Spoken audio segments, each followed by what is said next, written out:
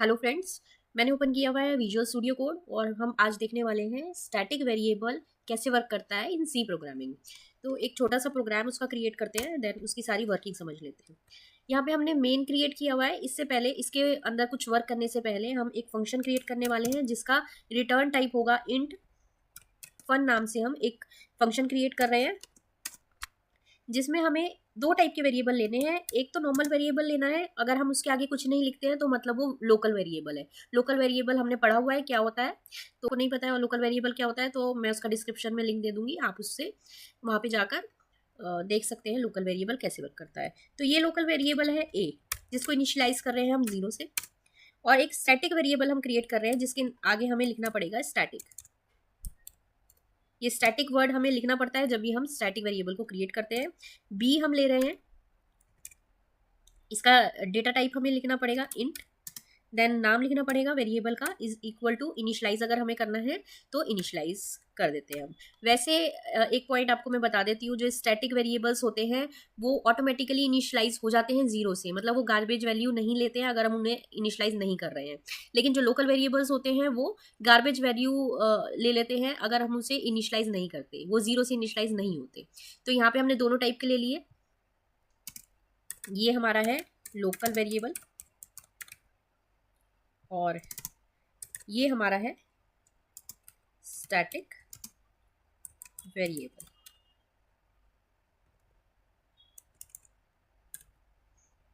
Okay, तो अभी हमें क्या करना है, सिर्फ एक काम करना है हमें। पहले हमें इंक्रीमेंट करवाना है ए का, ठीक है, जो कि हमारा लोकल वेरिएबल है, और उसे हम प्रिंट करवाएंगे। सिंपल, बस प्रिंट करवाना है हमें।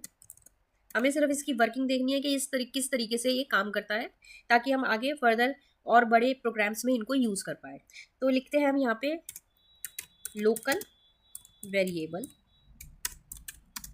ए इज इक्वल टू %d, क्योंकि इसका फॉर्मेट स्पेसिफायर %d रहेगा क्योंकि ये इंट डेटा टाइप का है। यहाँ पे हमें लिख देना है कि %d में कौन सी वैल्यू जाएगी, तो ए की वैल्यू जाएगी यहाँ पर, ठीक है।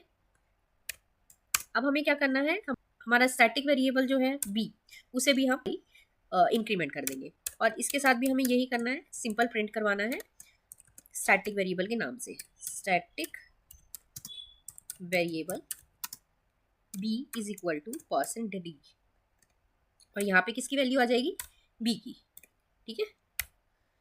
अब ये हमने पूरा फन का बॉडी क्रिएट कर दिया है। इसमें हमने सिंपली दो टाइप के वेरिएबल्स लिए, local variable and static variable. यहाँ पे स्पेलिंग गलत हो गई, स्टैटिक वेरिएबल, ठीक है। उनको दोनों को हमने इंक्रीमेंट करवाया है, मतलब दोनों 0 0 से इनिशियलाइज करे थे तो दोनों हो जाते हैं 1 and 1, दोनों इंक्रीमेंट हो गए हैं और दोनों को सिंपली प्रिंट करवाया है। अब हम यहाँ पे क्या करेंगे, मेन में इसको कॉल करना पड़ेगा, अदरवाइज इसका कोई मतलब नहीं है। कोई से भी फंक्शन को जब भी हम क्रिएट करते हैं तो हमें उसे कॉल करना पड़ता है मेन में एग्जीक्यूट होने के लिए। अब एक बार ही नहीं, हम इसको 3 बारी कॉल करेंगे, तभी हमें डिफरेंस समझ में आएगा।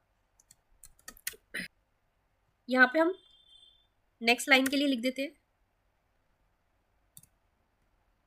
यहाँ पे भी नेक्स्ट लाइन का कमांड दे देते हैं ताकि हमें ठीक से समझ में आए।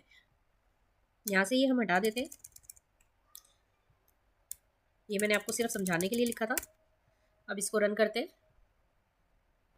ये देखिए यहाँ पे रिजल्ट आ गया है हमारा। जब फर्स्ट बार चला तो लिखा हुआ आया है local variable a is equal to 1, static variable b is equal to 1। अब सेकेंड बार चला है तो local variable a is equal to 1, again 1 लिखा हुआ है, लेकिन हमारे को दोबारा रन करवाया तो static variable b is equal to 2 लिखा हुआ है। पहले 1 आया, देन 2 लिखा हुआ आया, और अगेन जब कॉल किया है तो 3 लिखा हुआ आया, लेकिन लोकल वेरिएबल सेम रहा है तीनों बारी में। तो इससे हमें क्या समझ में आता है कि हमारा जो स्टैटिक वेरिएबल होता है वो एक ही बार इनिशियलाइज होता है, मतलब जो उसकी वैल्यू में चेंज आएगा वो चेंज पूरे प्रोग्राम में रहेगा। अगर हमने उसे एक बारी 1 इंक्रीमेंट कर दिया है और दूसरी बार इंक्रीमेंट करने वाले हैं तो वो 1 से इंक्रीमेंट होगा, ना कि जहां से इनिशियलाइज हुआ था वहां से इंक्रीमेंट होगा। लेकिन जो लोकल वेरिएबल होता है वो बार बार इनिशियलाइज होता है, मतलब कि उसकी जो पहली वैल्यू होती है जो हमने उसे दी होती है, जहां से हमने उसे इनिशियलाइज किया होता है, वो वहीं से स्टार्ट होता है बार बार, अगर हम उसको बार बार कॉल करते हैं तो एक पॉइंट तो ये हो गया हमारा कि ये एक ही बार स्टैटिक वेरिएबल इनिशियलाइज होता है, ठीक है, और उसकी वैल्यू पूरे प्रोग्राम में बनी रहती है। मतलब क्या है कि दूसरा पॉइंट है कि ये इसकी मेमोरी स्टैटिक वेरिएबल की पूरे प्रोग्राम में रहती है इसके पास, ये डाई नहीं करता है पूरे प्रोग्राम में। जब पूरा प्रोग्राम खत्म हो जाता है तब इसकी मेमोरी खत्म होती है। और थर्ड पॉइंट इसका ये है, मेन पॉइंट, कि ये अपने स्कोप में ही वर्क करता है, मतलब इसको एक्सेस वहीं तक हम कर सकते हैं जहाँ पे इसको हमने डिक्लेयर किया है। मतलब फन में हमने इसको डिक्लेयर किया है तो हम फन में ही इसको यूज कर सकते हैं, कहीं और हम इसको यूज नहीं कर सकते। फंक्शन कोई क्रिएट कर देती हूँ यहाँ पर,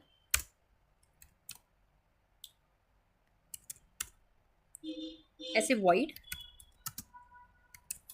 fun2, इस तरीके से अगर हम दूसरा फंक्शन क्रिएट कर देते हैं और प्रिंट करने की कोशिश करते हैं,